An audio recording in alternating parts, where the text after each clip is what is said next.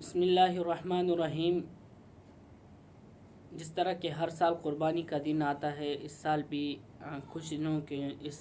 دنوں کے بعد قربانی کے دن آ رہا ہے۔ اللہ تبارک و تعالی سب کو اس میں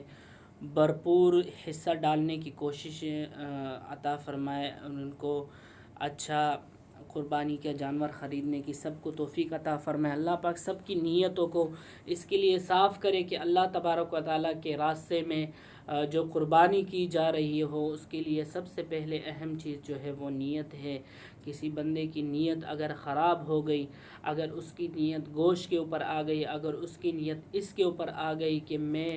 پڑوسی سے اچھا جانور خریدوں تاکہ مجھے اس کے سامنے شرمندگی نہ اٹھانی پڑے،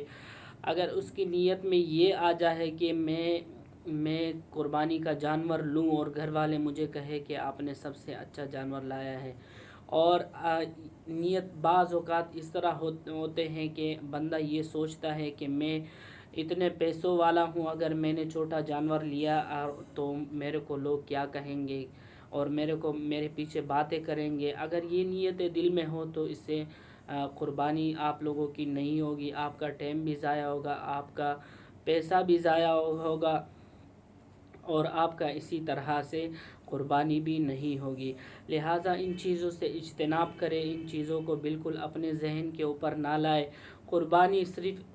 اللہ کے لیے کرے، رضائے الہی کے لیے قربانی کرے، تاکہ اللہ تبارک و تعالی ہم سب کی قربانیوں کو قبول کرے اور قربانیوں میں مخلص ہو، قربانیوں میں حرام کا پیسہ نہ ہو، قربانیوں میں کوشش کی جائے کہ سود کا پیسہ نہ ہو، قربانیوں میں کوشش کی جائے کہ شراب، جوئے اور جیسے حرام پیسے ہوتے ہیں وہ پیسے اس میں شامل نہ کیا جائے، کیونکہ ایک کی وجہ سے سب کی قربانیاں خراب ہو جاتی ہیں۔ لہٰذا ان چیزوں کا بہت زیادہ خیال رکھا جائے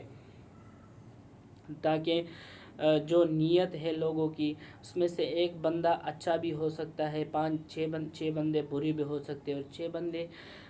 اچھے بھی ہو سکتے ہیں، ایک بندہ برا بھی ہو سکتا ہے۔ مطلب برے ہونے کی مطلب یہ ہے کہ ان کی کمائی جو ہے وہ حرام کی ہو سکتی ہے، تو اس سے سب کی قربانیاں خراب ہو جائے گی۔ لہٰذا ان چیزوں کا بہت زیادہ خیال رکھا جائے، کوئی تکبر، کوئی غرور نہ آ جائے آپ لوگوں میں، کوئی اس طرح کی بات نہ آ جائے تو جس کی وجہ سے اللہ تبارک و تعالی ناراض ہوتے ہو اور قربانی نہ قبول ہونے کے اسباب ہوتے ہو۔ ان چیزوں سے اجتناب کیا جائے۔ اللہ تبارک و تعالی ہم سب کو اس پر عمل کرنے کی توفیق عطا فرمائے۔